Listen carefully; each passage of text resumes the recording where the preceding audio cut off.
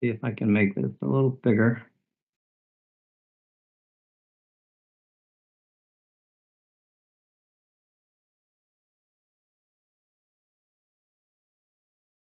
There. Thank you. Sorry, it was a little small. Okay, so this is redefining disproportionate arrest rates, an exploratory quasi-experiment that reassesses the role of skin tone. So when we're saying redefining, we're more pointing towards instead of a just looking at black versus white, we're looking at skin tone instead of just demographic data. So I began this long venture with talking to several peoples and several things happening in my life.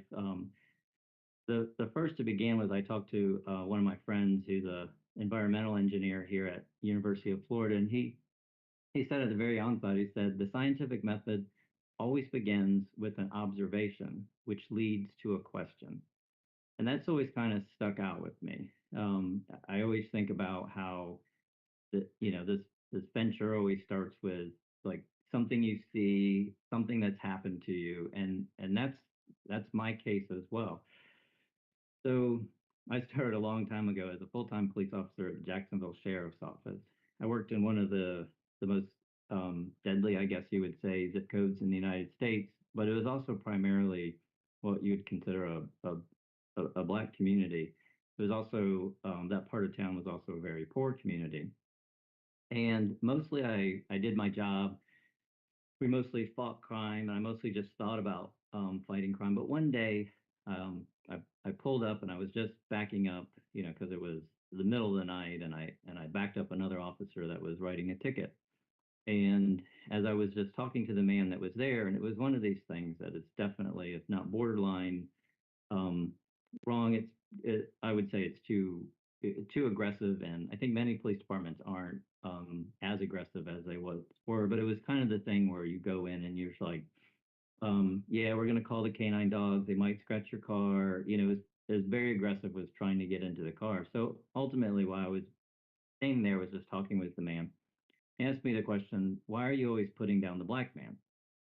My original response was just everyone in this neighborhood is black. Like there's nothing else for me to do. If I'm fighting crime against the black population. But when we were done, I started thinking how, like, why are we there? What are we doing? How are we doing this? Because this individual, he most likely lost his job. He most likely had over $10,000 in fines, which was most likely his entire year's income. And so it just made me start thinking about like, are we disproportionately arresting darker skinned people? And then later on in the year, I had probably the most profound thing that happened to me on a call, which was during my time at the Jacksonville Sheriff's. I was involved with three police shootings, and the last one actually wound up with my partner. This who individual my squad referred to him as Chester Molester. His name was Chester, and he was charged with sexual battery. But I talked to him the week before. We literally were just standing on the side of the road. I approached him. We were talking, and we were just discussing his life, what it was like to live where he was, and the life choices he was making. But to make this long story short, we stopped him for jaywalking. He came out of his in his band a gun. He shot my partner in the neck, and then he was shot and killed.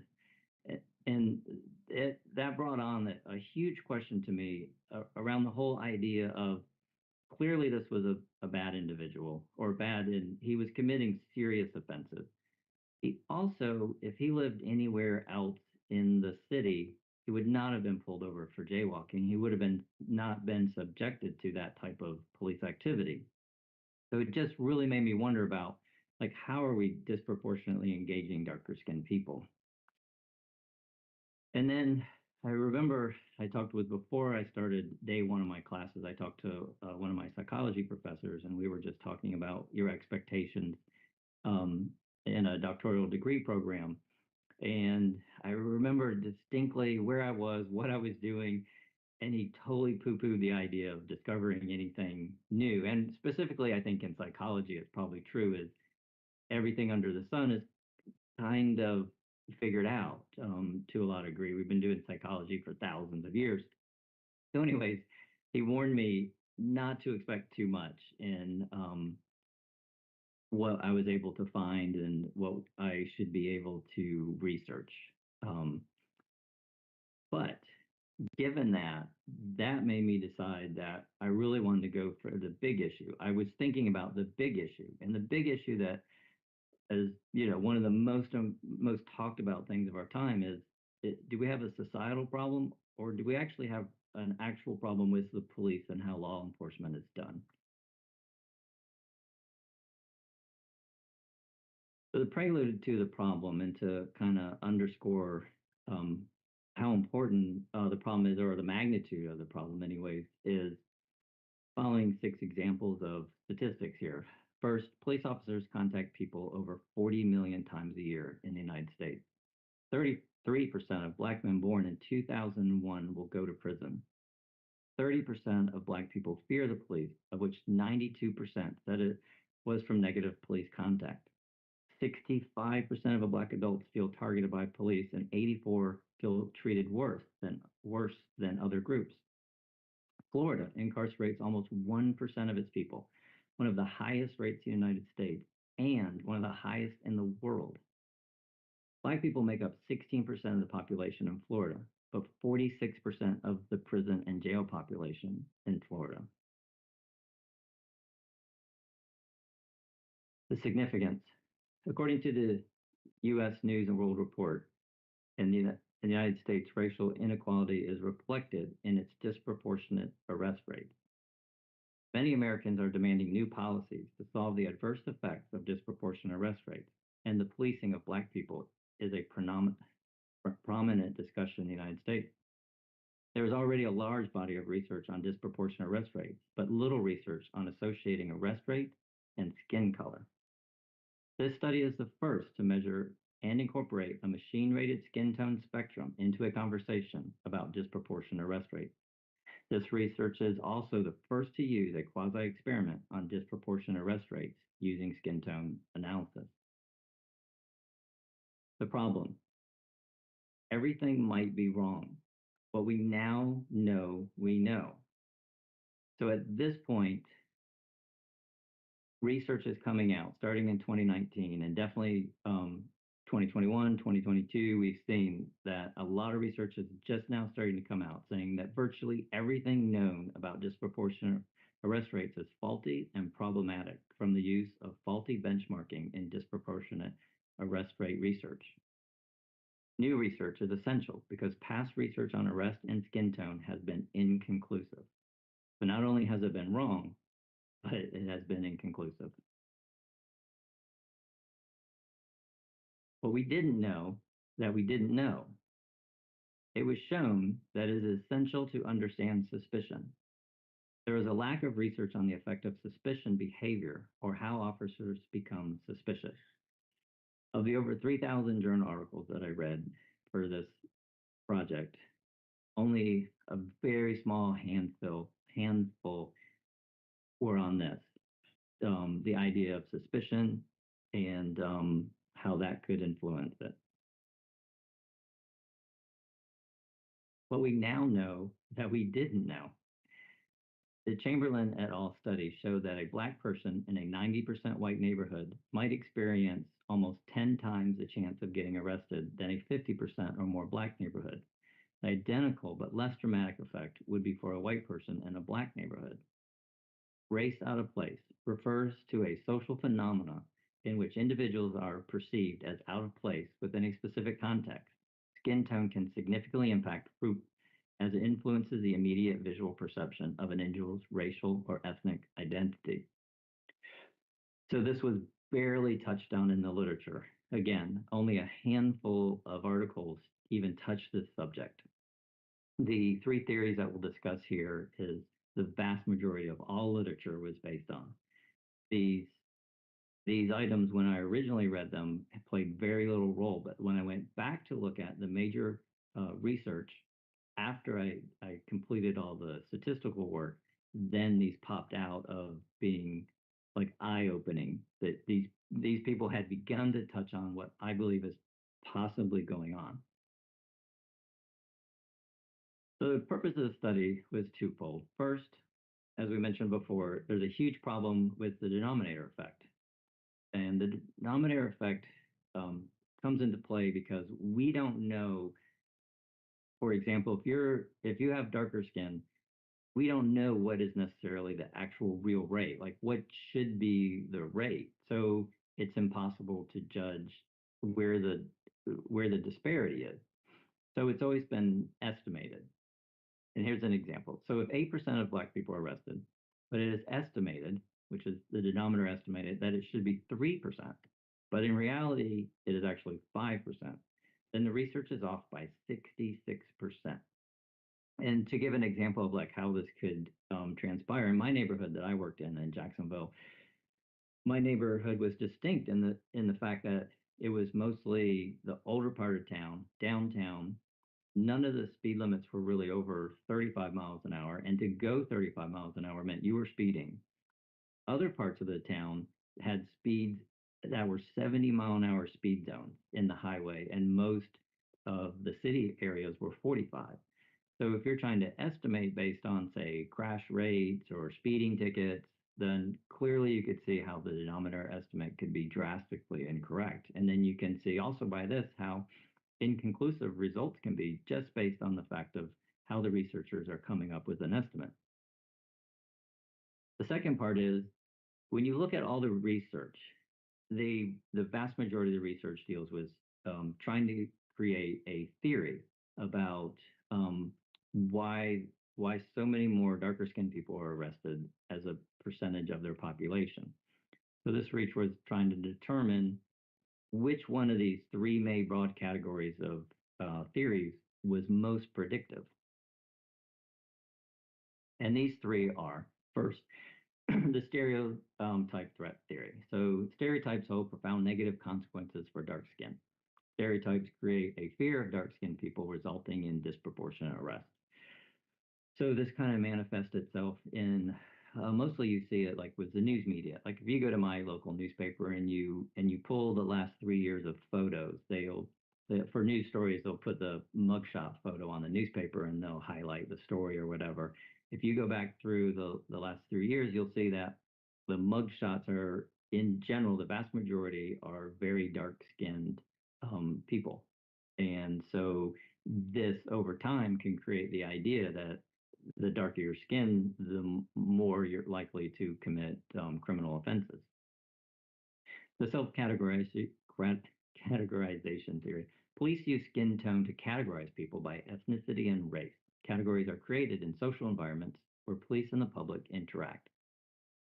So this group of theories is just saying um, our mind works to categorize people and we put people in categories to help us make decisions. So the categories would be maybe we would have um, uh, like black people would be in a group, brown people in a group, maybe Hispanics would be in another group. Um, and then the last theory is the social dominance theory. So racism has created broad racial oppression. So this is basically saying you have one drop of black blood in you, then you are black, and then you are going to be categorized just black, and then you will be oppressed or face disparity in your everyday life. What's the significance of the study? Investigating arrest rates based on skin color is important to shed light on potential disparities in the treatment of individuals by law enforcement. Despite previous research highlighting disproportionate impact on Black people, the current study aims to more narrowly define who could be affected by looking at RGB data. This study has the potential to benefit communities most affected by disproportionate arrests by providing a model for agencies to gauge their treatment of people with darker skin tones.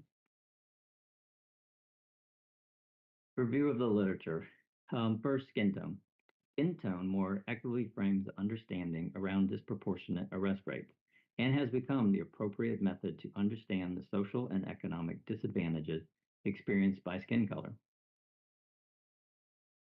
Lance and Wegner revealed that dichotomous data cannot answer questions about arrest rate disparity.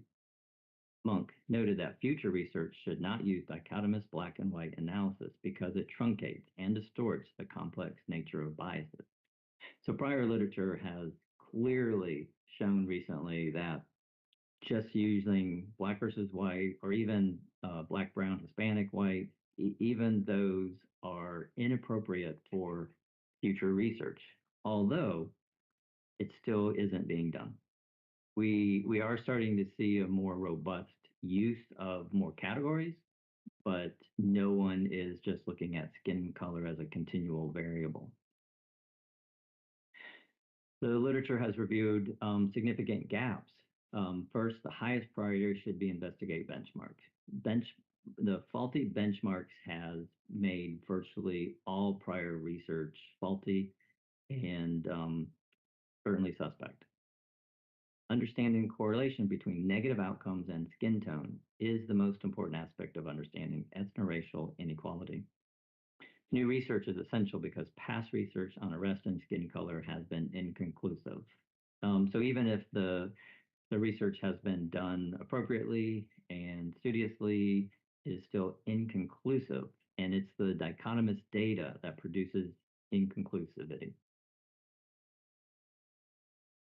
So this is a framework of how we're working.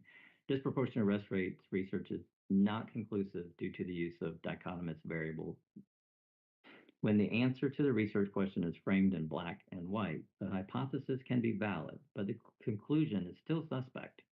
Specifically, past conclusions do not inform if disparity increases as skin color darkens, if disparity increases by categories as skin color darkens, or if all dark-skinned people face the same rates of disparity. So again, these are the three modern theories on disparity and arrest rates, and it is inconclusive.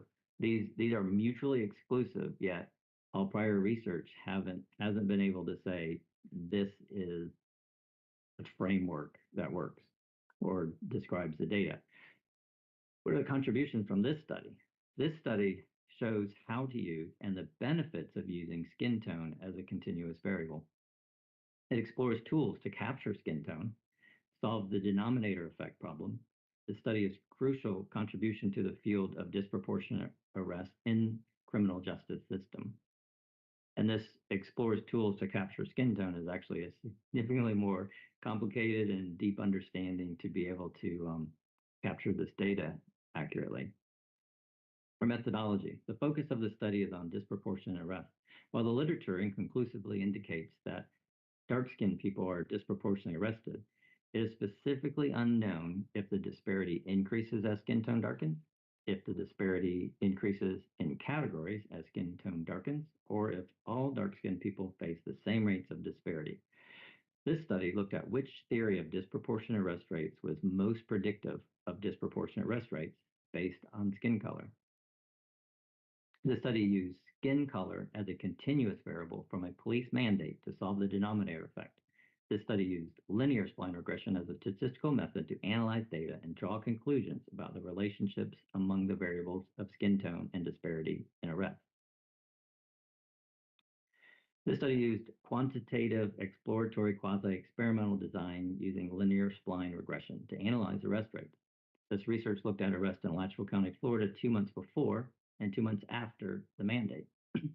Arrest rates substantially dropped from this government mandate, 62% for females and 50% for males. Current research trends show that COVID-19 disruption analysis, the quasi-experiment design, is the most appropriate choice. This is my sample population. This is the state of Florida. This red highlight is the Alachua County, where the study was taken. You can see there's almost 300,000 people.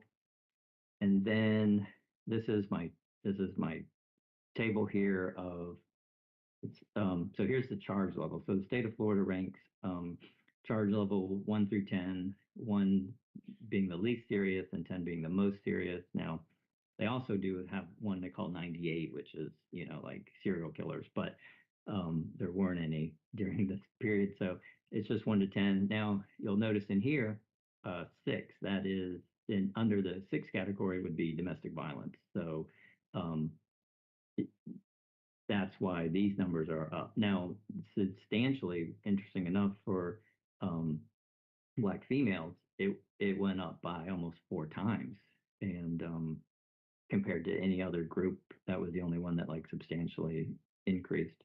But there's probably hundreds of questions that could become that you could come up with just by looking at that. So this is how I collected the data. First, um, I bought professional grade lighting and equipment to at least experiment with trying to understand color. So this is a wall in my office that I painted a standard grayscale, and this is one of those.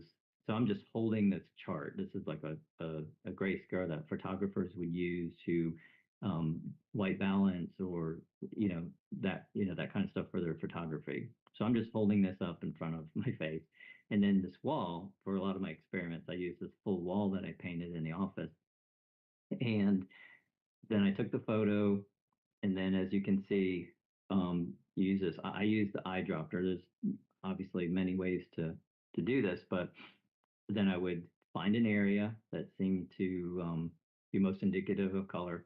I sampled it.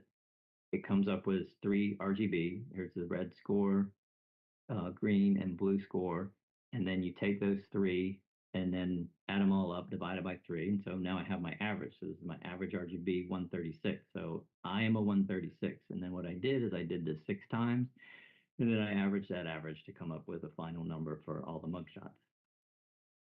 So this is maybe one of the most famous, I guess, line regressions models. This is depicting the United States population during World War II. So this was population pre-war, during the war, and post-war. And you can see that when the war started and then when the war stopped, there was the line didn't just change, it jumped. And so that's one of the benefits of spline regression model is we have three lines and they don't have to connect together. What are the limitations of the study? Due to the unique nature of COVID-19, it is doubtful that another quasi-experiment will present itself, and if it did, it most likely would be less effective in affecting arrest rates. As you can see now, COVID currently is pretty rampant. I'd say I know at least 10 people right now that are sick with COVID, and we aren't talking about it. We're not scared of it. I doubt that we could have a mandate that would be so effective as that first time. Like if you look back at what we were going through right when COVID came out, everyone was very scared. And you can definitely believe that the police made changes in their arrest pattern based on COVID. If you think back on how we were thinking when it first came out. Alachua County is also unique in many aspects and may result in data that may not go across the board. For one, we're a southern state.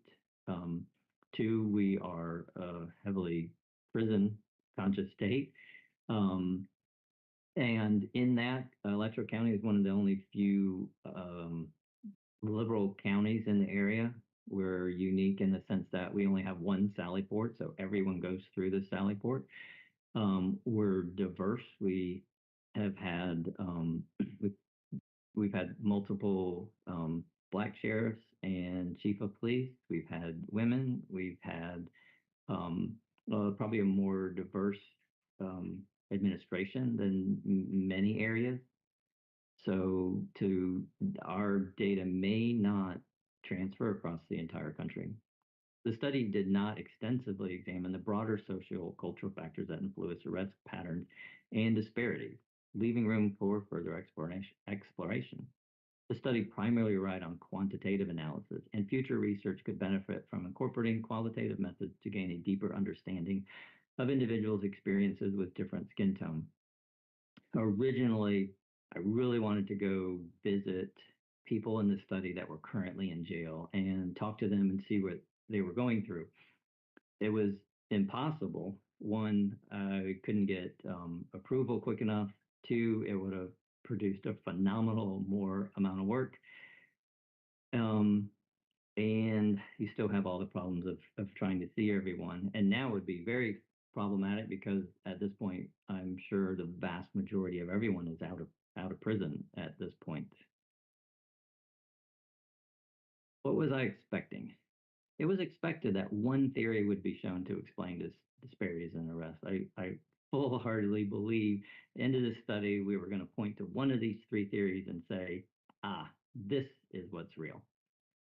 It was expected that denominator effect problem would be substantially solved, and it is unlikely to be improved upon for a long time due to the unique research opportunities from COVID-19. This seemed like a low-lying fruit, seemed easy to fix. It was a major problem. That expectation was more than met, and understood why it was so easily met. The first, on the other hand, the results were drastically different than expected. So I also have here some of the things that we did here were not common. Luckily, I found a source that walked me through step by step exactly how to do a linear spline regression in a textbook, and I followed that. Besides that, there was very limited knowledge on doing this. I even went so far as to probably the world leader in linear spline regression. I took his class during this just so I would have the opportunity to meet with him and ask him questions. And he literally has over a quarter of a million citations on his work. So it was definitely a unique ability to be able to chat with him. And glad I signed up for that class because that was before I realized how little information there is on linear spline regression. But anyways, you can click on these and I use my data. It's the exact steps I went through to create my data. Our findings. The findings of the study indicate a significant relationship between skin tone and disproportionate arrest rates. The findings suggest that current theories lack validity surrounding disproportionate arrest, and further analysis is needed to determine where to go from here. The study highlights the importance of skin tone as a factor in understanding racial disparities in the arrest rate. The results indicate that the impact of the mandate on arrest rates varied across different skin tone groups. These seminal findings contribute to the existing body of knowledge on racial disparity in arrest rates and provide a foundation for future research in this area. Future research. This study has created a huge opportunity to go back and revisit old research and new ways of future research. Future research can conduct a replicate study with a larger and more diverse sample population to validate the findings of the study. I can't imagine what the data would look like if we did NYPD or LAPD or even Seattle's police department. Explore the relationship between skin tone and arrest rates in different geographical locations to assess the generalizability of the result. As we all know, the South could be significantly different than the Northeast, and the West still would be different. So how this study compares to other regions of the United States would be fascinating. Examine the impact of the demographic factors such as age, gender, and socioeconomic status on the relationship between skin tone and arrest. As we saw before, very interesting to see that for Black women, the arrest rate drastically went up for domestic violence, but it didn't across the board for any other group, which is and there's many things when you look at that data that make you want to examine it and figure out what's going on. Investigate the impact of systemic factors on the observed pattern of arrest disparities related to skin tone. Explore the potential variation in arrest disparity within the skin tone category. Examine the implications of skin tone in policing, punishment, and interactions with the criminal justice system. Investigate the impact of suspicion, focusing more on the factor rather than solely on the skin tone. Explore the potential correlation between DI spline curve model and the bimodal population from which the samples were taken.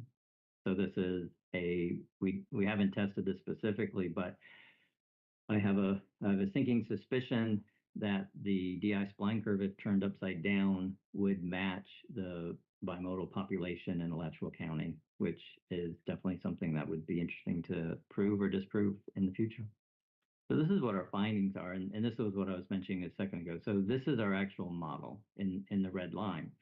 And so I'm guessing, I'm just guessing, proposing, hypothesizing that if you took if you did if you looked at the population of Alachua County on a histogram, I'm I'm wondering if it looks like this red line turned upside down. And that is why I'm also wondering if it's suspicion that is driving this card.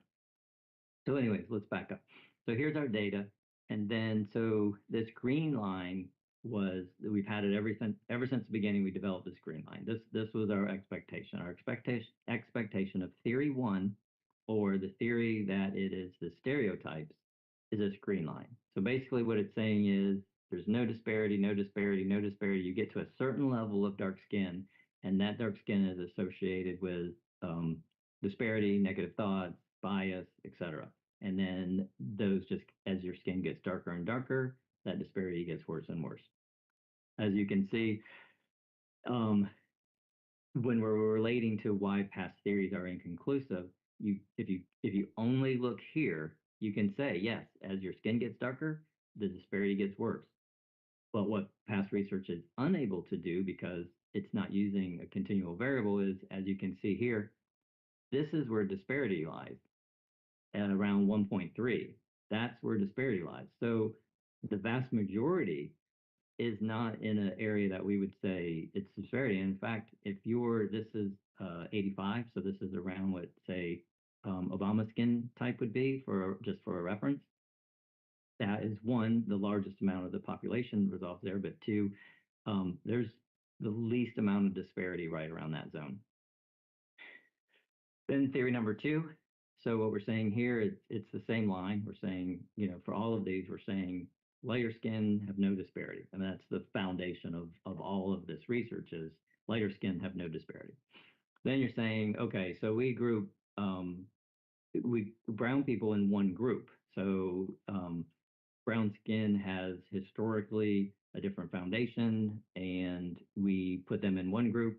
And then if you have very African-centric or darker skin, you're in another group, and you have, and they're flat because they're just groups, and their disparity is higher. So obviously that one is the least able to, I mean, they're clearly brown skin and dark black skin are two separate groups, but for this theory to be correct, they would both have to have disparity, and one goes one direction and one goes like 180 degrees from or 90 degrees from the other. And then the one that clearly is absolutely incorrect, and it's too bad we can't look back 50 years because 50 years ago this very well might have been the line, but today this is the line that if you're associated at all with black, then you're just going to be disparaged. So this is back to the original question of just putting down the black man. So if you're white, you're white, you're no disparity, you're treated better. If you're black, you're black, and you will face disparity and negative social impact. Policy implications. So we have a lot.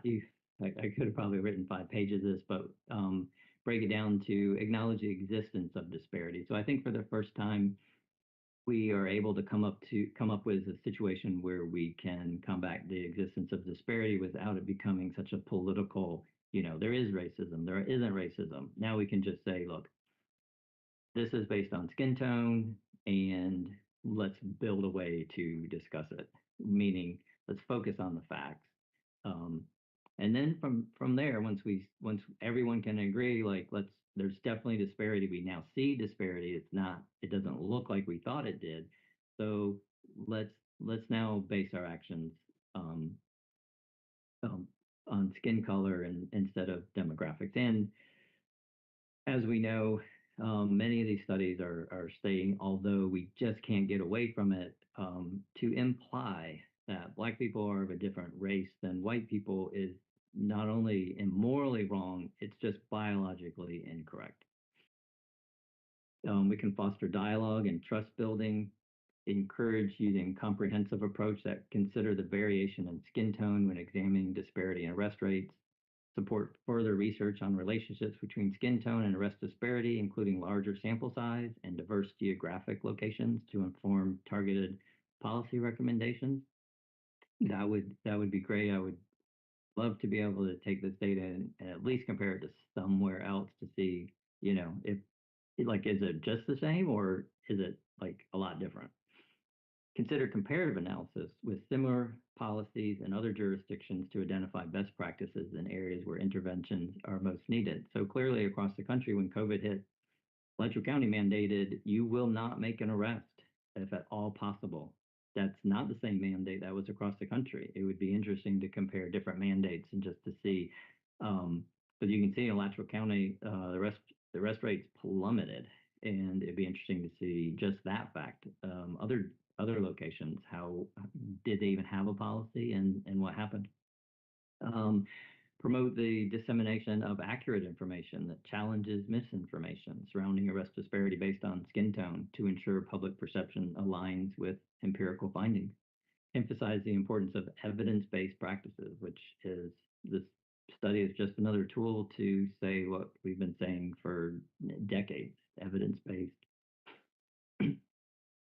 So the findings of the study provide evidence of a relationship between skin tone and disproportionate arrest rates, challenging previous research that primarily considered race as a factor. This study highlights the need to move beyond demographic data and consider the entire spectrum of skin colors when examining disparity in arrest rates. The results suggest that disparity in arrest rates change as skin tone changes. The study raises questions about the underlying factors contributing to the observed disparity and differential treatment by law enforcement. Further research is needed to explore the mechanisms through which skin tone influences arrest disparity, including the role of visual, cognitive cues, and suspicion. Policy interventions should focus on promoting transparency, accountability, and oversight with the criminal justice system to mitigate the impact of skin tone on arrest disparities. The study highlights the need for evaluation of policies and practice to ensure progress in reducing arrest disparities and promoting equal treatment for individuals of skin tone. Nothing new.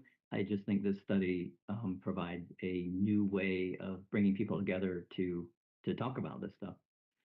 So what did we contribute? The study contributes to the field by examining the relationship between skin tone and disproportionate arrest rates, providing a new perspective on the factors influencing disparity within the criminal justice system. By utilizing the entire spectrum of skin colors in research, this study challenges the limitations of previous studies that relied solely on racial demographics, offering an understanding of the impact of skin tone on arrest disparity. The findings of this study highlight the need to move beyond race-based approach and consider the role of skin tone. This research addresses the theory gap in literature by exploring the three main categories of theories surrounding disproportionate arrest rates and testing their applicability to skin tone disparity. This study's use of linear spline regression model with RGB values as proxies for skin tone offers a novel methodological approach to examining disparity in arrest rates on skin tone. The study challenges the prevailing narrative that disproportionality in arrest rates is predominantly associated with darker skin tones, providing evidence that disparities exist across all skin tones. The findings emphasize the importance of assessing an individual's character and criminality based on facts, rather than relying solely on skin tone as predictive or evaluative factor for arrest rate. This research contributes to the broader pursuit of a fair and equitable criminal justice system, providing insights that can inform policy development and intervention strategies. The study's findings suggest that the dynamics of suspicion rather than skin tone alone may influence the role of police officers in creating arrest disparity. The study opens new avenues for future research, including exploring the relationship between skin tone and suspicion, replicating the study in different regions of the country, and examining public perceptions of individuals based on skin tone. So there was a lot of gaps, and I've listed all the gaps here, and I've included the page numbers on where the gaps in my dissertation where they can be found. But basically, there's a lack of understanding of disproportionate arrest rates and the relationship between skin tone and arrest disparity.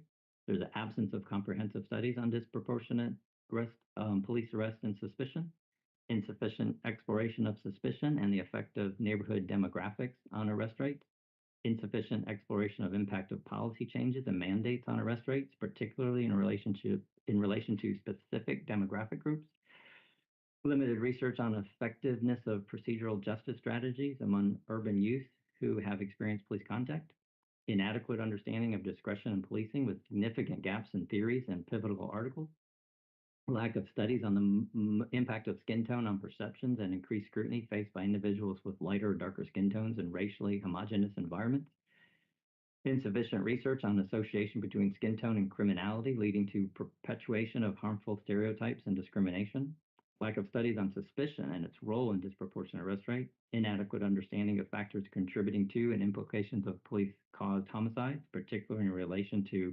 racial injustice and shooting, lack of nuanced research on colorism and its impact on disproportionate arrest rate, insufficient understanding of workings of colorism and its implications in fighting arrest disparities, limited research on specific points, not in the linear spline regression model that signify transitions in arrest disparities based on skin tone, which was actually one kind of hurdle in this whole project was there is basically no research on where these knots should be. We had to go back and look at prior research to um, kind of get an idea of where they were, and the separation between black and brown was fairly pinpointed, but the other knots were a target we aimed to hit. That's definitely something that looking at other jurisdictions would help kind of pinpoint that number, and maybe it's county, state specific. Absence of studies exploring the social, cultural context and broader factors influencing arrest patterns and disparities. Need for qualitative studies to delve into the experience of individuals within each RGB category to better understand arrest disparities. This would have been super fascinating to have been able to um, talk to those that were arrested and just ask them how they felt, how they were treated.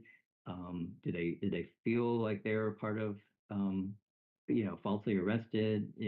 That information would be fascinating to know. So, in conclusion, by utilizing skin tone as a continuous variable, this study provides groundbreaking insights into a complex dynamics of disproportionate arrest rates. The findings challenge previous assumptions and offer evidence that arrest disparities extend across all skin tones. This research highlights the need to move beyond simplistic race-based analysis and underscores the importance of considering skin tone as a crucial factor in understanding and addressing disparities in the criminal justice system. So I popped this up here to give an idea. So this is the gold standard. There's very few research articles that go in and try to look at color as opposed to just demographics. The Massey Martin is the gold standard. It has, as you see, hand 1 to 10. So just as a frame of reference, this is backwards from our chart. Our chart, it goes from dark to light. This is going from light to dark.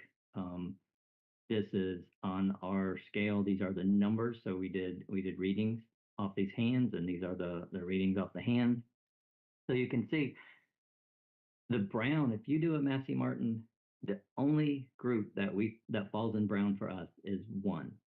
And then when they did this, these are just computer generated or however you want to call it. These aren't actual hands. These are hands that they just created with the color scheme. And so as you can see, because of the way they did it, you get to 9 and it actually gets lighter. 9 is actually lighter than 8. So there's some problems, and you can see if you only have one category, if you take this hand and you hold it up to someone's face and you say, oh, it's a 7, well, now you're in a totally different category than what we've statistically shown as the categories for our group. To give you a better idea, these, like this C, is a 215. It's taken from an actual mugshot in our data. This 171 is an actual color from an actual mugshot. Meaning the red, the green, and the blue, the proportions came from an actual person. And then if you go back, if you remember, I was a 136, so I am in here, and I'm pretty central right into this group here.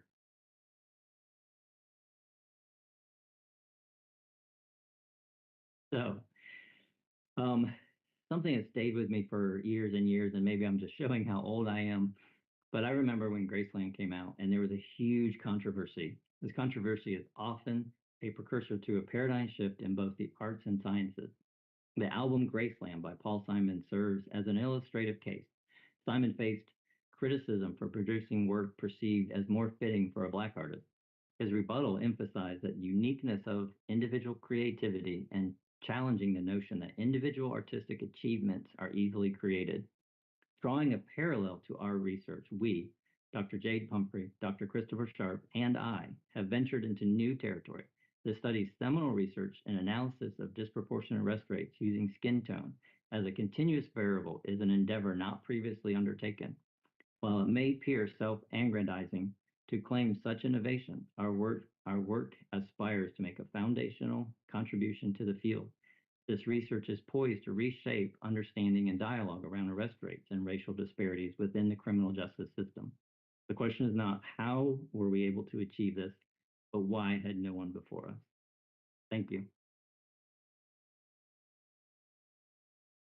Thank you so much, Soren. That was excellent. Thank you so much. You should be very, very proud of yourself. And oh, you did definitely all the work, but it was a pleasure to be on this journey with you. I certainly learned a lot. I can't even remember what it began with. I thought it was, what's that one term that begins with the Z that you mentioned, or very early on? Do you remember? It began with a Z. See? Z. Do you remember? I don't think so. Okay, okay. Well, look back at your copies. I know that it was interesting. I couldn't remember, but it was It was 2 way years back ago. here. No. Early on when we first started. Oh. I know exactly what you're talking about. And I Okay. agree with you, but I can't remember the word. Yeah, I can't remember it either. I can't remember it either. But great. Dr. Sharp, did you want to start or with some questions and Sure, I can. I Sir. really only have two questions, Soren.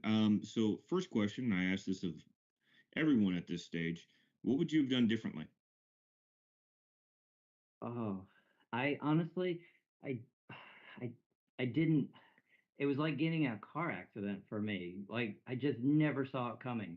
I was so confident in myself. I'm like, because I did the at the very beginning, I had to do the Excel sheet where I took all my literature and I put it into categories, and basically all of the literature was just theories. Like people were proposing these theories, and so and then I was like, oh, well, there's three general theories here that everyone's trying to propose, and then I was just like, oh, we're going to figure out which one of these is actually true. Because we knew right from the beginning that everything's inconclusive. Like everyone's arguing with everyone and no one's able to, the reason we had, there's a million stories online about this subject is because no one has proven anyone. So I just, I was I would have bet you 5 grand that I was at the end of this, we were going to pick one of these and show which one was correct. So I guess your answer is I couldn't have done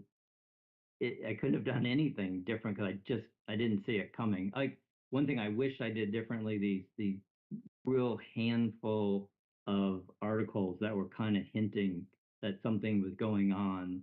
Um, if I would have like really honed in on that before, maybe some of my thought processes. Um, and I didn't realize what a huge rabbit hole I was going to go down with photography.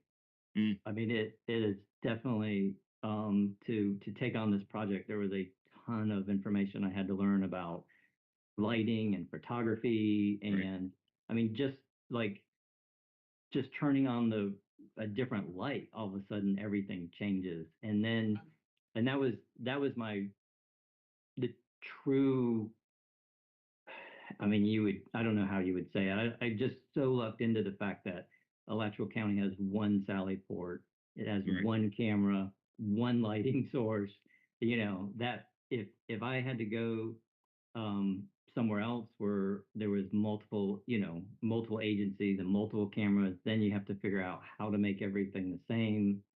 And then it's the same thing. I need to, for future research, as I kind of mentioned here, I kind of need to figure out what the population is. And so what I think I can do is just take all the yearbooks in the county, take scans of every single person in the yearbook, and that should give me a pretty good estimate of what the population is like. But every camera is different there, and then I almost have to either take my photo or I have to find people that went to jail in my study and then find their high school photo. It I, I had a really easy job here compared to how south it could have gone if I was like if I lived in Miami or something. I really got blessed. Okay. All right. Second question. How, in a perfect situation, how would you take your findings and practically apply it to law enforcement practitioners in the field? I would so I already have two sheriffs that want me to come and look at their organization. And so I have two thoughts. So the first thought for me is, it just goes, this reemphasizes just good police work. Like instead of like always just saying, it's a black person, it's a white person, it still goes down to what was your suspicion? What was probable cause? I mean, I see it. So I'm not full time anymore. I just volunteer. Volunteer. I'm a reserve. So I'm still working. I still see these guys out there, and I'm like, when we did a drug bust the other day, and I pulled up on it, and I'm like, okay, so you have all these drugs, like real drugs, like not just pot, which we can't enforce in Florida anymore, and most of the people have a card for it. So this was like real drugs. And I'm like, well, why did you stop them? And they're like, oh, well, they had a light out.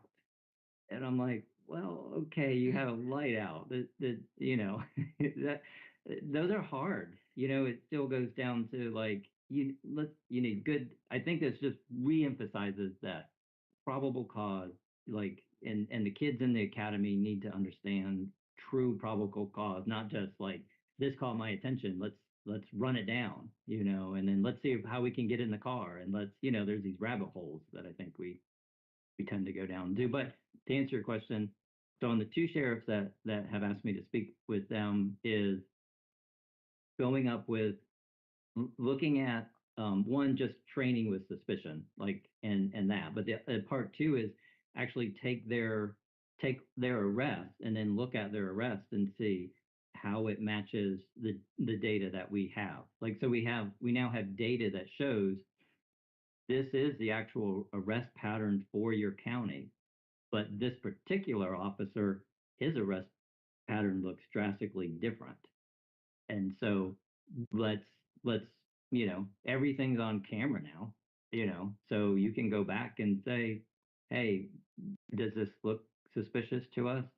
I think the other big thing though is I think sergeants don't take their role, in my experience, and I've worked at 5 agencies.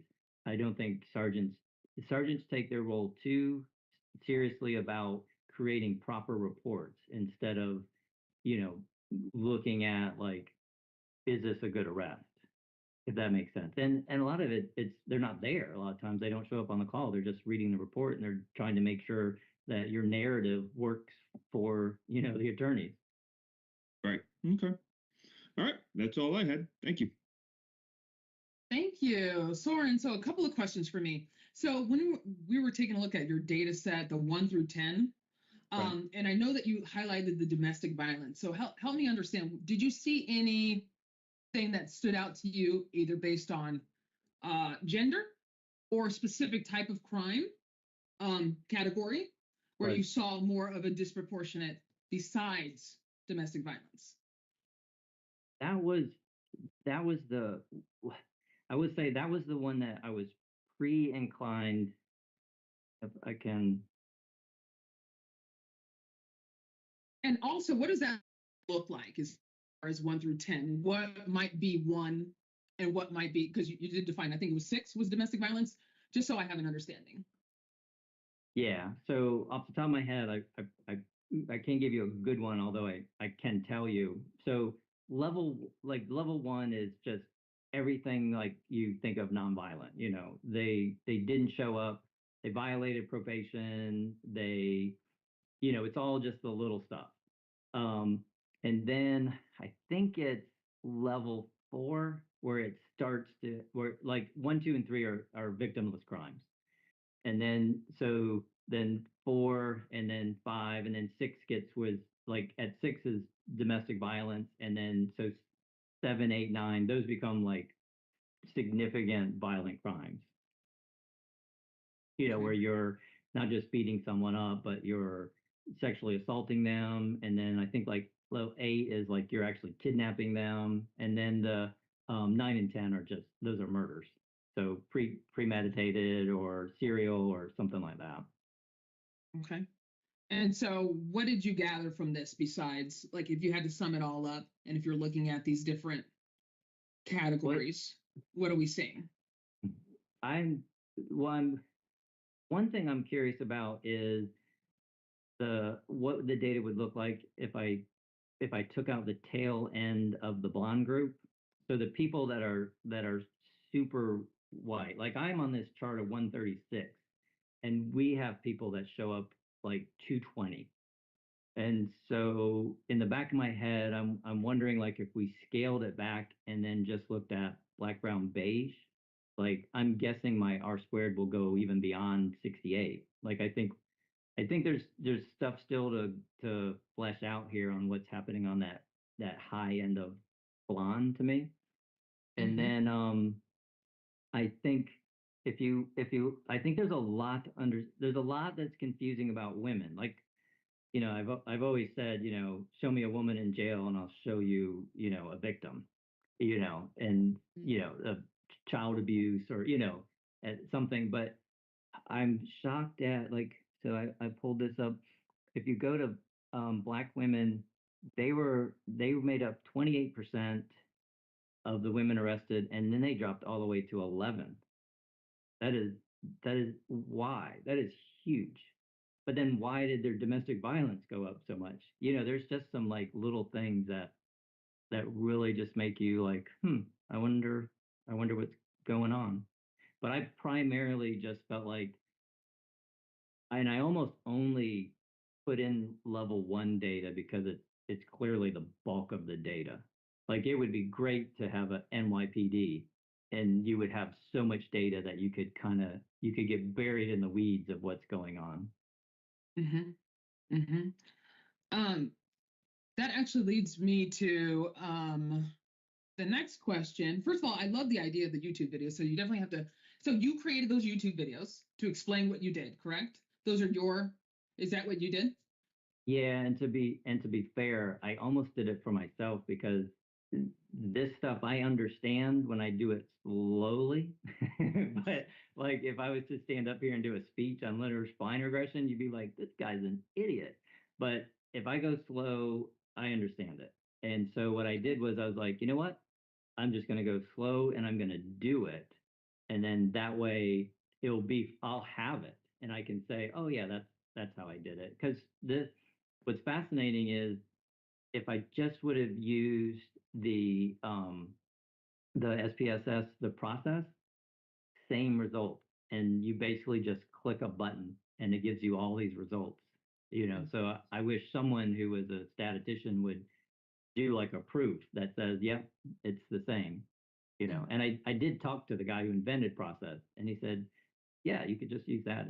It's mathematically the same, and it's just a click of the button. But the math of doing the linear spline regression was easy. I had to do a lot of work in Excel to get the data because I'm not proficient in SPSS to do the math to make it automatically separate the data and separate the splines and all that stuff. So I just manually did it. But yeah, most of it I just did it for me so I could say this is how I did it. And I That's forget which great. one, the power. You asked me to do the power one, and I'm like, G power. I don't know what that is. Yeah, yeah, yeah. That's done at the beginning to make sure that you have the right Yeah. You know, So that one, population. Yeah. it took me hours to figure out how to do it. So I was like, Okay. I'm gonna record how I did it. That's neat. I mean, that's a great idea. I mean, I'm asking you about that to make sure I understood that it was because you didn't play any of the videos, but to make sure that I understood it was you that was doing that, because that is definitely creative. Something I Yeah. would probably pass on, you know, And to I other was, students. and to be honest, I was so mad every day with Dr. Sharp on chapter 4 because I was like, I have a 12 pages, it's tight, it's good, and he made me turn it into 30 pages. And now looking back, I'm like, we now have a chapter 4 where someone can go back and there's almost no data on doing linear spline. I now have a whole, not a textbook, but you could never take my chapter before how it started and recreate it. But we now created a chapter 4 that someone else could come behind me and read my chapter 4 and do a linear spline regression. So there is a method to the madness. And it was mad, wasn't it? Oh my There's goodness. so many days where I was like, oh. I know. Let me see. I think because it was really a well-rounded, honestly, presentation that you gave, and I'm trying to pinpoint anything. My standard questions, I already have the answers for them, so that was really great. I do have a question just in general. Probably my last question is, you know, just in general with the dissertation process. I think you kind of touched a little bit on it, but just kind of let us know some of the challenges in general with the research. I know you covered part of it, but maybe not just the research, but the process of being a student and this dissertation process and what you might be able to pass on to your own students in the future if you go that route. What was your biggest takeaway kind of thing? Well, I would say the biggest positive. So strangely enough, you know, so my daughter and I went through the PhD process at the exact same time.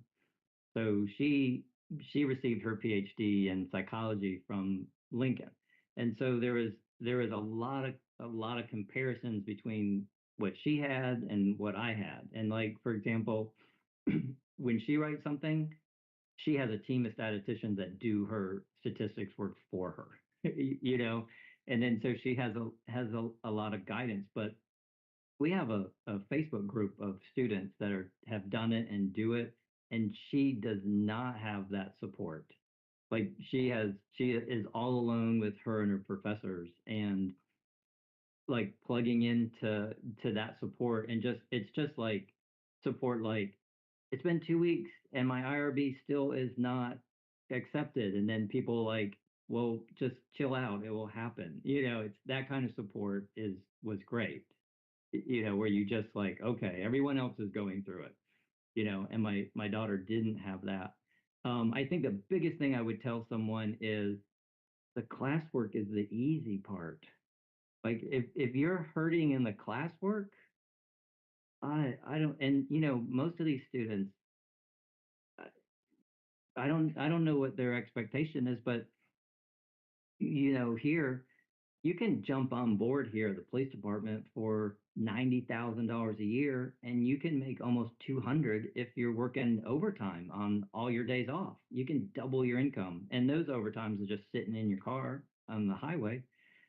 And then, you know, I think, you know, just listening to people, they really need to think, you know, what are my expectations? Where am I going with this?